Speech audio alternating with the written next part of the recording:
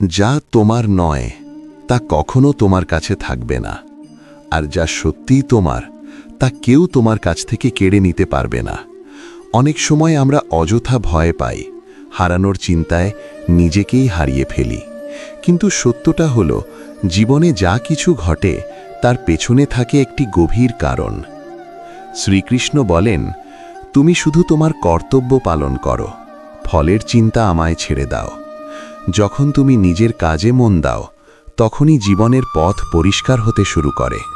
প্রতিটি ব্যর্থতা তোমাকে সাফল্যের আরও কাছে নিয়ে যায়। তাই দুশ্চিন্তা ছেড়ে দাও, ভয়কে দূরে সরাও, নিজের শক্তিকে চিনতে শেখো, নিজের পথেই এগিয়ে চলো। মনে রেখো, যা তোমার জন্য নির্ধারিত তা ঠিক সময়েই তোমার কাছে আসবে, আর সেই সময়টাই বদলে দেবে তোমার পুরো জীবন।